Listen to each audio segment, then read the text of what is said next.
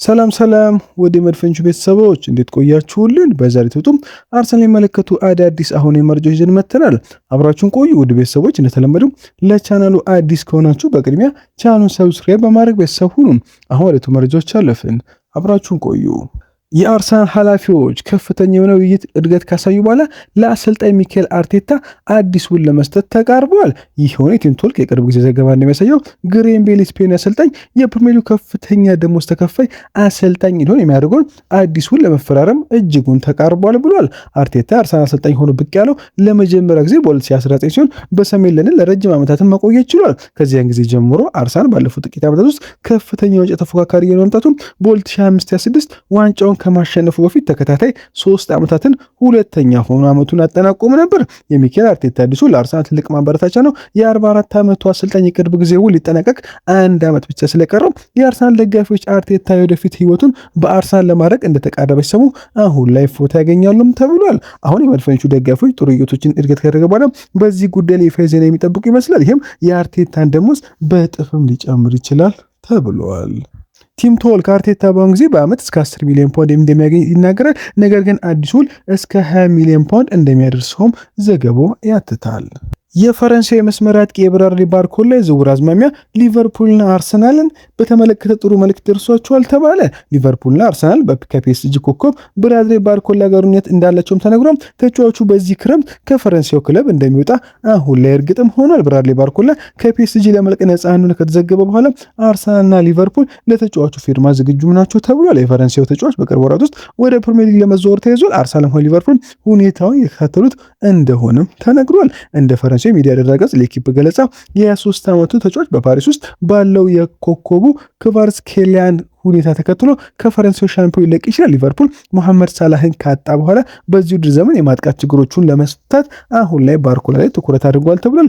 አርሰናል ደግሞ ወደ እንግሊዝ እግር ኳስ ከፍተኛ ደረጃ ለመመለስ ያላቸውን ጉት ለማስቀጠል ፊርማውን ለማግኘት እንደሚሰሩም ተዘግቧል። የፈረንሳዩ ጋዜጣ እንደዘገበው ባርኮላ በአሁኑ ወቅት በሁሉ የመጨረሻዎቹ 2 ዓመታት ውስጥ ይገኛል። በውድድር ዘመን የመጨረሻ ደረጃዎች ላይ ስለ ማራዘም የተደረጉ ውይይት አሁን ላይ ተቋርጧልም ብሏል። ለኢኪፕ አሁን ውይይቶቹ አሁንም እንደነበሩ ይጠቁማል። አሰልጣኝ ሉዊስ ኤንሪኬ ባርኮላ ማቆየት እንደሚመርጡም ተረድቷል። ነገር ግን ክለቡ አሁን ለዋና ተጫዋች ጥያቄዎችን ለማስተናገድ ክፍት ነው።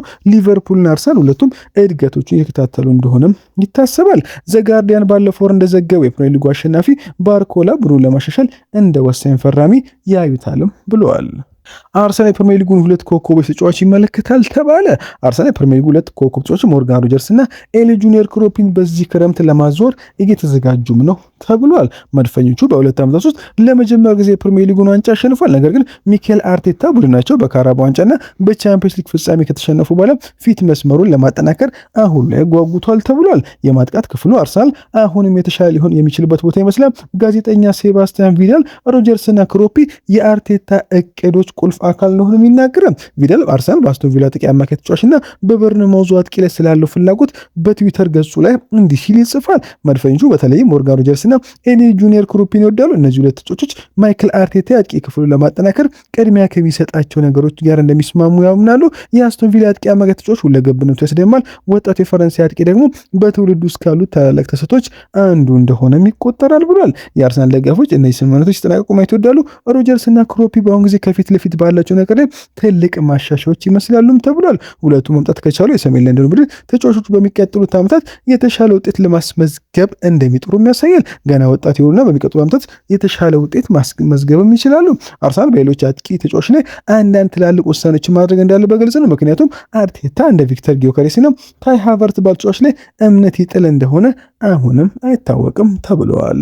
የአርሰናል የክንፍ መስመር ተጫዋች ሊያንድሮ ትሮሳርድ ወደ ቱርኩ በሺክታሽ ስሙ መያያዙን ሲቀጥል ትሮሳርድ ከቤሺክታሽ ጋር በውል ስምምነት ላይ ንግግሮችን እያደረገ ነው። ከክለብ ወደ ክለብ ድርድር በቅርቡ እንደሚጀምርም ተሰምቷል። በቅርቡ ቤሺክታሹ በትሮሳርድ ላይ ፍላጎት እንዳላቸው ተናግሯል። አሁን የስምምነት እየተሻሻለ ያለ ይመስላልም ተብሏል።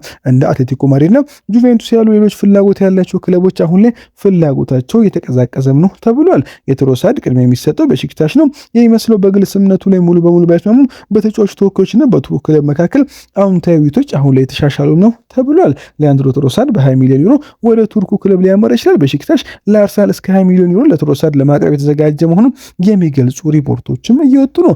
የስምምነት እንዴት እንደሚዋቀር ሙሉ በሙሉ ግልጽ አይደለም። ምናልባትም ጥሩ ክፍል ተጨማሪዎችና ጉርሻዎች ሊሆኑ ይችላሉ። አሁንም አርሰናል ይህንን በኮንትራቱ የመጨረሻ ዓመቱ ስላለ ተጫዋች ጥሩ ንግድ አድርጎ ይመለከቷል። ምንም እንኳን ትሮሳርድ በኤምሬትስ ስታዲየም ለተወሰነ ጊዜ እንዲቆይ የሚፈልጉ ብዙ ደጋፊዎች ቢኖሩም ተብሏል።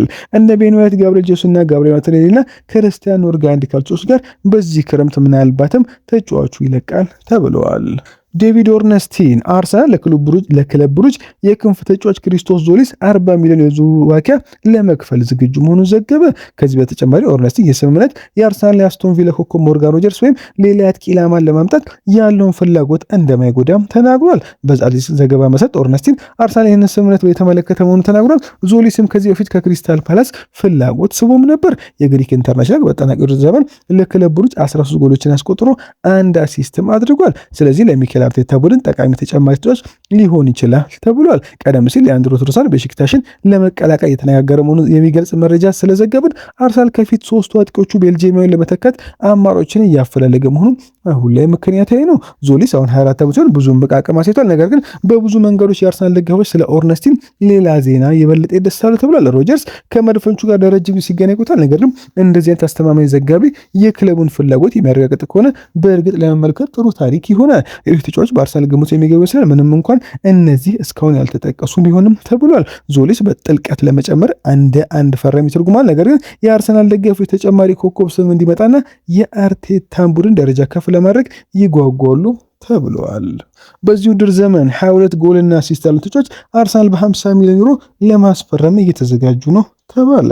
አርሰናል የጋላታሳራይ ክፍል መስራቾች ባሪስ አልፐር ይልማዝን በ50 ሚሊዮን ዩሮ የዝውውር ዋጋ በማስፈረም የማጥቃት መስመሩን ለማጠናከር እየፈለጉ ነው ተብሏል። ተሰጥኦ ያለው ቱርክ ኢንተርናሽናል ከጋላታሳራይ ጋር እጅግ አስደናቂ የውድድር ዘመን አሳልፏል። 10 ጎሎችን ማስቆጠር ሲችል 12 አሲስቶችን ደግሞ ማድረግ ችሏል። ይልማዝ በሁለቱም በኩል ምናልባትም ከፊት ለፊት መጮ ይችላል። አርሰናል አሁን ወደ ኤምሬትስ ስታዲየም ለማምጣት እስከ 50 ሚሊዮን ዩሮ ድረስ ለማቅረብ የተዘጋጀ ያለ ይመስላል ሲል የቱርኩ ፋናቲክ ዘግቦታል። የአርሰናል ፍላጎት ጠንካራ ይመስላል።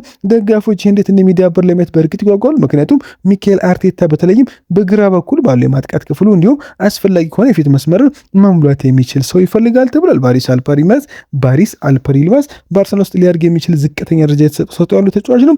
ይልማዝ ትልቅ ስም አይደለም። በቅርብ ጊዜ ውስጥ ስለ ይበልጥ ማራኪ ስሞችና ስለ ውድ አማራጮች ብዙ አርሰናል የዝውውር ወሬዎች የተነገሩ ነው ማለትም ተገቢ ነው። አርሰናል ይልማዝን በ50 ሚሊዮን ዩሮ ብቻ ማግኘት ከቻለ የ26 ዓመት ተጫዋች በፕሪሚየር ሊግ ውስጥ ራሱን ባያረጋግጥም እንኳን የተሻለ ንግድ ሊሆን ይችላል ሲል የቱርኩ ጋዜጣ ይዞ ዘግቦታል።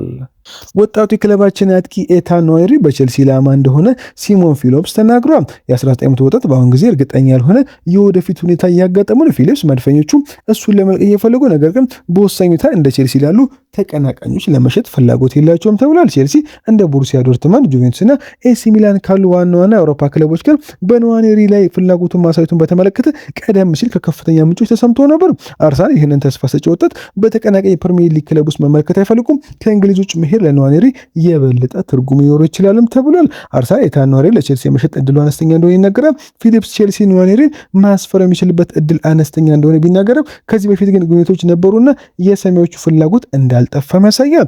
የእንግሊዝ ከአንድ ዓመት ኢንተርናሽናል እስካሁን ድረስ በአንጻራዊ ሁኔታ አጭር በሆነ የኳስ ሕይወቱ ዘመን ብዙ እምቅ አቅም አሳይቷል። ምንም እንኳን በዚህ ውድድር ዘመን ለአርሰናል በተደጋጋሚ ለመጫወት ከተቸገረ በኋላ በማርሴ ዝቅተኛው ስት ጊዜን ቢያሳይም ተብለዋል። ተፎጂ አስደሳች ያከነ ማልሰቶ አሁንም በኤምሬትስ ስታዲየም እንደሚቆይ ተስፋ ያደርጋል። ነገር ግን በሚኬል አርቴታ ቡድን ውስጥ ብዙ ፉክክር ስላለ ተጫዋቹም በዚህ ክረምት በቋሚነት ለመልቀቅ ይፈልጋል ተብሏል። በዝውውር ውስጥ ያለው ስሜት አርሰናል በዚህ ክረምት ከ35 እስከ 40 ሚሊዮን ፓውንድ ከንዋኔሪ ዝውውር ለማግኘት ይፈልጋል ተብሏል። የጣሊያኑ ጋዜጠኛ ዲማርዚዮ ስለ ሞርጋን ሮጀርስ እና ስለ ሪካርዶ ካላፊዮሪ አዲስ መረጃ ይወጣል። ስለ ካላፊዮሪ ዲማርዚዮ ሲናገር እንዲህ ይላል። ሪያል ማድሪድ ለካላፊዮሪ ወኪሎች እና ለአርሰናል ስልክ ደውሎ ነበር። በአሁን ጊዜ ምንም ድርድር አልተጀመረም። መጀመሪያ ከወኪሎቹ እና ከአርሰናል የመረጃ ጥያቄ ነበር የሰሙት። ጆዜ ሞሪኖ በሮማ ስላሰለጠኑት በደንብ ያውቁታል። ሞሪኖ የሮማ አሰልጣኝ በነበሩበት ጊዜ ካላፊዮሪ ለጄኖዋ በውሰት ተሰጥቶ ነበር። ለባዜልም ተሽጧል። ይህ ሁኔታ ቢኖርም ሞሪኖ ተጫዋቹን በጣም ይወዱታል። እናም ባለፉት ጥቂት ዓመታት ብዙ መሻሻል እንዳሳየም ይገነዘባሉ ብሏል። በሪያል ማድሪድና ጆዜ ሞሪኒዮ የተከላካዮች ዝርዝር ውስጥ ይገኛል። በአሁኑ ጊዜ የተደረገው የስልክ ጥሪ ብቻ ነው ድርድሮች ይከናወናሉ እና አርሰናል ተጫዋቹን መሸጥ ይፈልጉ እንደሆነ አሁን ላይ ገና አልታወቀም ብሏል። በአሁኑ ጊዜ አርሰናል ሊሸጠው የሚፈልገው እሱ ከምርጥ ተጫዋቾቻቸው አንዱ ስለሆነ ነው ብዬ አላስብም። ሚኬል አርቴታ ካላፊዮሪን በጣም ይወደዋል እና አርሰናል በዚህ መስኮት ተጫዋቾችን መግዛት እና መሸጥ እንደማይፈልግ አስባለሁም ብሏል። ዲማርዚዮ በመቀጠልም ስለ ሞርጋን ሮጀርስ ጠይቆ እንዲህ ሲል ይመልሳል። በአሁን ጊዜ ምንም የላቀ ነገር የለም፣ ነገር ግን በእርግጠኝነት በአርሰናል ዝርዝር ውስጥ ነው። በክለቦች መካከል ምንም የተጀመረ ነገር የለም። አርሰናል እስካሁን በገበያ ላይ መስራት አልጀመረም፣ ምክንያቱም ለአርቴታ ፍጹም ተጫዋቾችን እየፈለጉ ነው እና ቅድሚያ የሚሰጠው ተጫዋች መሆን አለመሆኑን አሁንም አልወሰኑም ብሏል። በዝርዝራቸው ውስጥ ነው፣ ነገር ግን በአሁን ጊዜ ለእሱ ድርድር አልከፈቱም። በዓለም ዋንጫው ምክንያት ገበያው ቀርፋፋ ይሆናል። በዓለም ዋንጫው ተጫዋቾች ያሉት እያንዳንዱ ቡድን ተጫዋቾችን ዋጋቸው ከፍ ማድረግ ስለሚችሉና በፕሪሚየም ሊሸጡ ስለሚችሉ እስኪያልቅ መጠበቅ ይፈልጋሉ። ሁሉም ቡድኖች የዓለም ዋንጫው እስኪከፈቱ ወይም ስምምነቶችን እስኪዘጋ ድረስ ለመጠበቅ ይሞክራሉ ብለዋል ነው። ቤን ጃኮብስ ባወጣው ዘገባ መሰረት አርሰናል በዚህ ክረምት ሊያዘዋውሩ ከሚችለው ማቲያስ ፈርናንዴዝ ጋር አሁን ላይ ስሙ እየተነሳ ነው ብሏል። ማንቸስተር በተጫዋቹ በኩል ቀድሞ ውይይት ያደረገ ሲሆን ፒኤስጂና ሪያል ማድሪድ ትልቅ ፍላጎት አላቸው ተብሏል። አርሰናል ፖርቹጋልን አማካይ አሁን ላይ ለማስፈረም ይፈልጋል ብለዋል። ቴዲ ሼሪንግሃም አርሰናል ትሬንት አሌክሳንደር አርኖልድን በሪያል ማድሪድ አስቸጋሪ ጊዜ ካሳለፈ በኋላ ስራውን እንዲያድስ ፍጹም ቦታ ሊሆን እንደሚችል ያምናል። የቀድሞ ሊቨርፑል ተከላካይ የሚኬል አርቴታን የቀኝ መስመር ተከላካይ ምርጡን ነገር ለማምጣትና ለአርሰናል አዲስ ገዝታ ለመጨመር ይረዳል ሲልም ይጠቁማል።